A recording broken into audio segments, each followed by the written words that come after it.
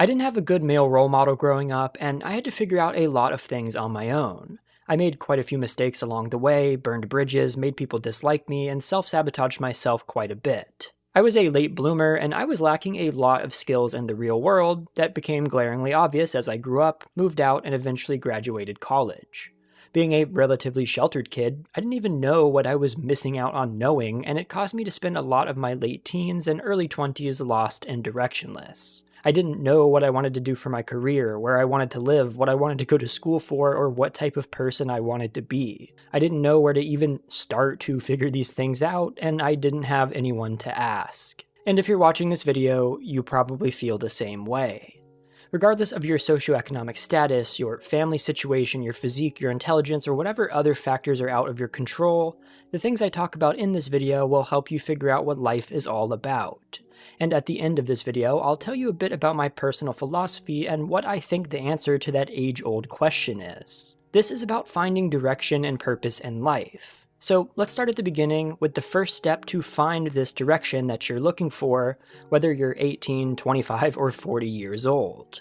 We're going to start simple and get a little more specific along the way, but first is to clean your room. Now I know it sounds crazy. Don't click off quite yet, and if you hate me after the end of this point and you think this is a waste of time, feel free to close out then, but at least listen to me with this one. I was extremely lazy as a teenager. My mom did my laundry, my mom made my bed, my mom cooked me dinner, I just sat around and played Minecraft and made YouTube videos and went to school, and the rest of my life was on passive mode. I was an only child, and I was never forced to do anything that I didn't want to do. Which was great and something that a lot of people would be extremely jealous of if it wasn't for the fact that it hurt me severely in the long run. Cleaning your room isn't fun, and it's far less enjoyable than many other things that you could be doing with your time, and it really doesn't matter in the grand scheme of your day, but it teaches you something valuable that can help you to find that purpose that you're longing for. It teaches you that you're going to have to do a lot of things that you don't like, and that doing these things really isn't that bad. Laziness is the silent killer, not just with your physical health, but with your mental health too. Pushing things off because you don't want to do them is only going to hurt you in the long run. Sorry, but sometimes you're going to have to cook dinner after a long day of work when you'd rather watch TV or play video games.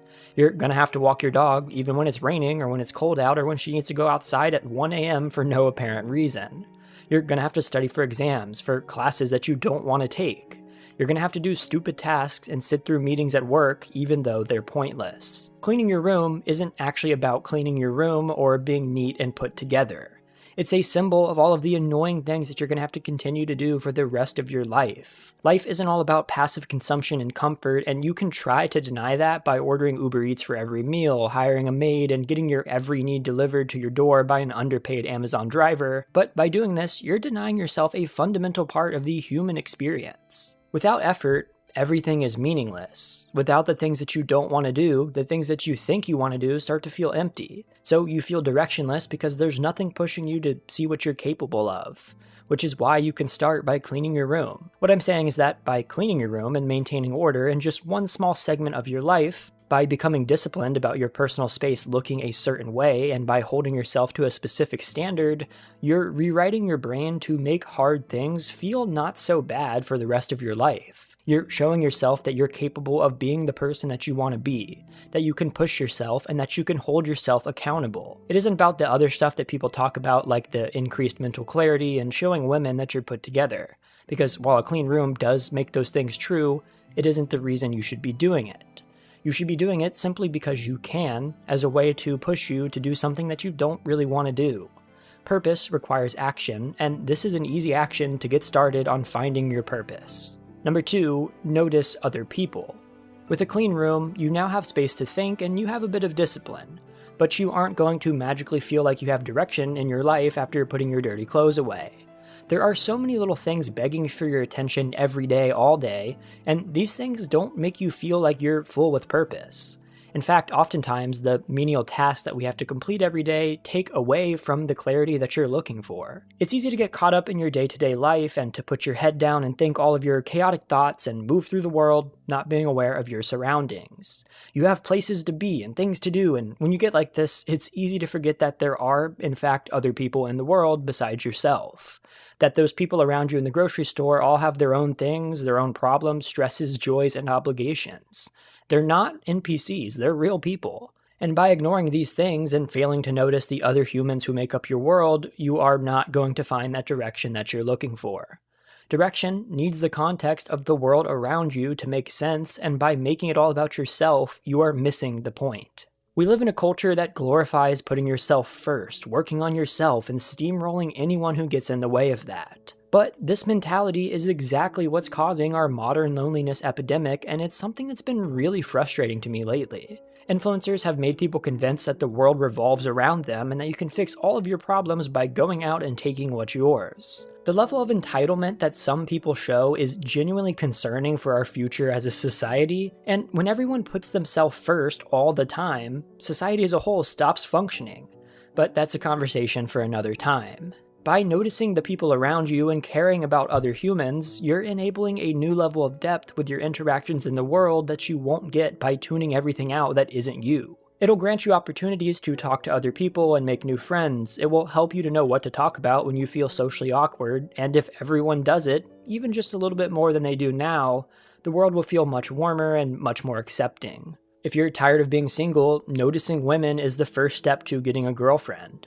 Noticing people who share similarities to you is the first step in making more friends. Anything social starts by paying attention to your surroundings, getting your head out of your phone when you're in public, and taking out the AirPods when interacting with other people. If you close yourself off from these potential interactions from the jump, you'll never see those opportunities to begin with, and you'll keep feeling isolated, lonely, and directionless. Sometimes what you need to find that direction you're looking for is other people who can push you to new heights. True connection comes through community, and we've spent the last year building a Discord community of like-minded people who enjoy video topics like this and want to explore personal growth with others who think the same way. If that sounds like something you'd like to be a part of, check it out in the description. We have almost 6,000 members now, and we even have a whitelisted members-only Minecraft server exclusively for members of the Discord. So check that out if that's your vibe, and let's get on with the next point. Number 3, get uncomfortable. Comfort zones are a real thing, but for some reason they've been turned into a commodity to try to sell you stuff. Yes Theory brought a new mentality to the internet of seeking discomfort, and I absolutely love the idea. And so do a lot of other people. That's why their channel has been wildly successful. But a lot of people watch these videos and say, wow, that really resonates with me, I wish I could be like that.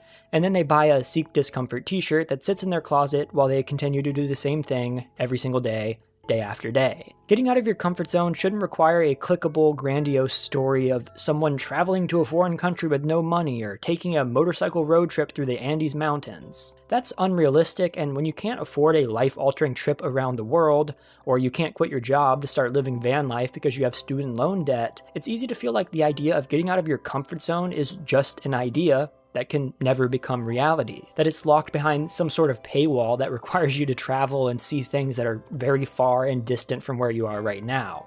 But it doesn't have to be that way. Getting out of your comfort zone forces you to grow and allows you to find out who you are and what you believe. It helps you to find that clarity and direction that you're looking for, and even you, no matter who you are, can do it where you are right now. Just keep it simple. If social anxiety is holding you back, the only way to break it is to get uncomfortable and talk to people. I wish there was an easy solution, or that going to therapy can help you break it, or that you can take a pill and all is well, but the reality of comfort zones is that they exist because your brain is wired, through evolutionary and psychological mechanisms, to favor predictability and familiarity. It's something coded in our brains to preserve our safety and reduce unnecessary risks or stress. Because not that long ago, literally everything was trying to kill you. Social anxiety was a way to protect you from that other tribe down the road who would destroy your entire bloodline simply because you walked into the wrong territory. But without those risks in the modern world, comfort zones limit you more than they help you. Your fear of failure is keeping you from starting what you want to start. Your fear of rejection is keeping you from connecting with other people, and your fear of spiders is, well, rational. All my homies hate spiders. This message is paid for by Big Insect. Anyways, you need to get uncomfortable to push your boundaries and determine what's next for you. You need to go somewhere new to see what's possible, and you need to talk to people that you disagree with to understand what you actually believe. We're taught to close out anything that doesn't align with what we already think, and we form identities of who we think we are based on the limited experiences that we've had. But by getting uncomfortable and pushing those boundaries, you can see a bigger picture of the world and start to figure out what it is that you want to do. You can't find purpose and meaning in life if you're only looking on Reddit, and you're going to have to face some discomfort if you want to truly get out of the rut that you're currently in. Number 4, learn new things. With your room clean, your eyes open, and your comfort zone slowly expanding, you're taking in more of the world around you. Though you may still not have clarity or direction, you're seeing the possibilities. But just acknowledging something and moving on with your day-to-day isn't actually going to change anything in your life. We're taught that learning is for kids, that once you graduate high school, learning is done and now you simply do. That after college, you've effectively learned how to be a consumer and a producer of economic value, and that there's nothing else to learn, shut up loser, go buy that new trendy candy that you saw on TikTok. You have peaked. Now you have to look forward to retirement when you can take a 1-week trip to Bora Bora and then die in peace. No, learning shouldn't stop. Ever. And if it does, you're doing something severely wrong. I coasted my way through college, taking all the marketing classes that I knew I needed in order to get a marketing job after college. I studied just as much as I needed to in order to pass my classes, and any elective classes were chosen based on what would require the least amount of effort. I took yoga as an elective one year just so I didn't have to do any exams. I took an online philosophy class because I knew I could cheat. But now that I'm 25 years old and unable to attend formal educational classes of any kind, I severely regret my decisions. I'm more interested in philosophy and economics than I've ever been, and I have to seek out learning resources based on what I can find online. And while not being in formal classes does make some parts of education a bit harder, and it requires a bit more discipline on my part, it hasn't stopped me from learning more about these topics. And it shouldn't stop you either if you want to find that direction in your life. I want to be clear here. You don't need to learn academic topics because, let's be real, that'd be kinda boring. But you should keep trying to learn something that interests you. I recently decided to get into tennis, and having something that I can push myself with, something that makes me a bit uncomfortable, and something that I can keep learning more about brings me a lot of joy. I haven't decided that my new purpose in life is to be a pro tennis player, but it gives me moments of clarity that break up my week and help me to figure out what does really matter. It helps me to get in better shape and to think more clearly so that I can write these videos and spread my thoughts with the world. Funny enough, I'm making this video right after I played tennis. Whether it's a skill, something academic, a new language, or whatever, learning new things is how you learn more about yourself and what you like. And it's like The Sims, where if you learn a new skill or topic, you can open up pathways that you wouldn't have had otherwise. If you learn how to paint, you may have the urge to learn pottery a few years later, and then you may want to learn music, which leads you to make new friends who also enjoy music, building a community that you meet your future wife at someday down the line. But if you don't open yourself up to engaging deeply with something that you can learn, you're stuck exactly where you are right now, and nothing is going to change. And that brings me to my next point, the butterfly effect. If you don't know, the butterfly effect is an idea that a butterfly flapping its wings in one place could cause tiny changes in the world that could eventually alter the path of a tornado elsewhere weeks later. This isn't meant to be taken literally, but it is completely true with how the world works. I thought I wanted to move to Miami, so I spent a month there right after college with a friend. I spent way too much money in Miami, much more than I could afford, and I drank a lot of alcohol. I started to hate Miami because of how much it was centered around drinking and partying culture, which caused me to decide not to move there, leading me to where I am now and making me hate drinking, which is where I met my current girlfriend and spent the time and energy that I spent drinking into improving my storytelling abilities on YouTube, causing me to start this channel where I could share my experiences of building a serious relationship with someone and what I'm learning along the way. If I didn't meet that friend in college, I wouldn't have met the love of my life. If I went to a different college, I wouldn't have met that friend. If I didn't make good grades in high school, I wouldn't have been able to go to college without scholarships, which meant that I'd probably be living in my hometown and my entire life would be drastically different and you wouldn't be watching this video right now. That was a lot, but you get the idea. Everything leads you to where you're meant to be, and decisions that you make today will affect you for the rest of your life. If Rosa Parks hadn't stood her ground on that bus in 1955, the world would look much different today. And that level of importance can go for your decisions too. Now, this isn't meant to give you anxiety. In fact, it's the opposite. I'm here to encourage you to take action, in any direction to get that butterfly flapping.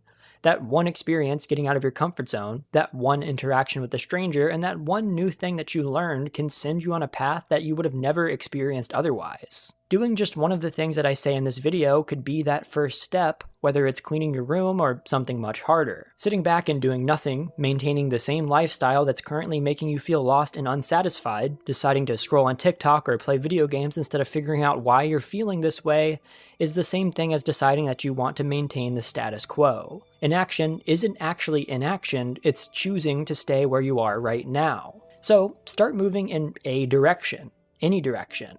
And use the stuff I talked about in this video as a foundation of where you can start. Find one thing to explore, get out of your comfort zone one time, and the ball starts rolling.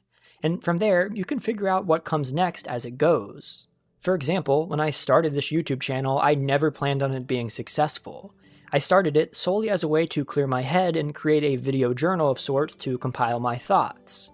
You don't have to have it all figured out before you start, you just kind of keep trying to figure it out along the way, so just go for it. Now, what comes next? Let's say you did everything in this video and it still doesn't feel clear what you should do now. Your purpose is still up in the air and you don't know what to do with your life. Well, funny enough, that is never going to change. The irony of all of this is that nobody has it all together. Elon Musk is worth hundreds of billions of dollars, and he just spent an insane amount of time and energy trying to convince the board of Tesla to give him a $1 trillion pay package. This goes to show that even people who are often idolized in society don't know what they're doing, and they still also don't feel fulfilled. So stop trying to find all the answers. You never will, and you'll never feel 100% aligned with your purpose because that's not real. Nobody spends every waking moment feeling satisfied and fulfilled. There are a lot of human emotions, and not all of them are rainbows and butterflies. There are going to be times where you question everything, where you're wondering what the heck you're doing and what it's all for. Life isn't about having all the answers, it's about asking the right questions. It's about sharing experiences with other people, and it's about living simply to see what comes next. If you have the luxury of living in a relatively stable country where your life isn't at risk every day from geopolitical situations out of your control, in a place that isn't stricken by famine or poverty, you should take advantage of it. There are so many people out there who wish they could focus on self-actualization as their main priority for the day.